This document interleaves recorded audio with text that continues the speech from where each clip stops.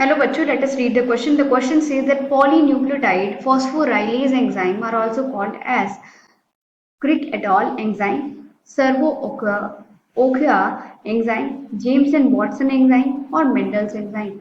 Let us look into it. The key concept is genetic code. Let us look into it. So basically जब ये pursuit चल रहा था genetic code को decode करने का कि एक्चुअली ये जेनेटिक कोड किस तरीके से प्रोटीन का फॉर्मेशन करता है और क्या पैटर्न है जेनेटिक कोड का पास ऑन होने का। ओके, सो न्यूक्लियोटाइड्स प्रेजेंट हैं बट उनका पैटर्न क्या है। So first of all गैमो one of the scientists came and he told that three bases formed one amino acid and this coded for group of amino acid and coded for protein. So this was the fashion in which protein was coded. Apart from that, one more scientist that came after Gamow was Marshall. Before Marshall Nierenberg, there came Hargobind Khurana. Hargobind Khurana. He was an Indian scientist. He told that RNA synthesis is possible and that too in a desired and defined combination. तो हम इसको synthesise कर सकते हैं, DNA synthesis हो सकता है in the living cell according to us.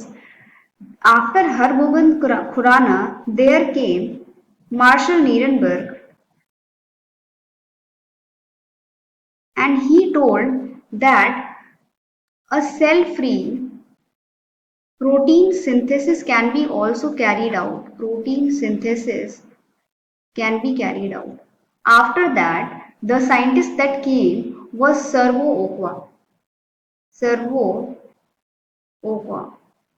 And he told कि सेल फ्री प्रोटीन सिंथेसिस तो हो ही सकता है, उसके साथ ही हम template independent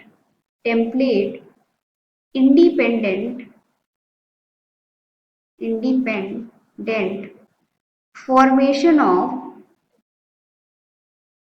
polynucleotide chain carry out कर सकते हैं। पॉलीन्यूक्लियोटाइड चेन और किसके प्रेजेंस में, किस एंजाइम के प्रेजेंस में, उसकी इन्होंने डिस्कवरी की। और डिस्कवरी के दौरान हमें बताया कि there is an enzyme polynucleotide phosphorylase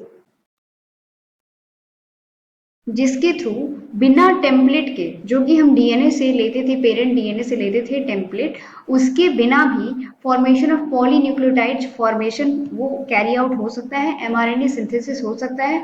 और हम उसके थ्रू जब हम बिना टेम्पलेट के भी अगर फॉर्मेशन कर सकते हैं, इसका मतलब हम उन कोड्स को देख सकते हैं कि वो किस तरीके से जेनेटिक कोड अमाइनो एसिड को कोड कर रहे हैं और वो किस तरीके से वो amino acid, group of amino acid protein को कोड कर रहा है। So this is how we got to know the pattern of genetic code being passed on from one generation to another generation. और जिन्होंने स्टडी किया polynucleotide phosphorylase के बारे में वो थे सर्वो-ओक्वा। सो उनके ही नाम पे इसको एंजाइम को बोला गया कि ये सर्वो-ओक्वा एंजाइम्स हैं। कौन सी enzyme? Polynucleotide phosphorylase. So we can conclude that option B is correct. Hope you all understood. All the best.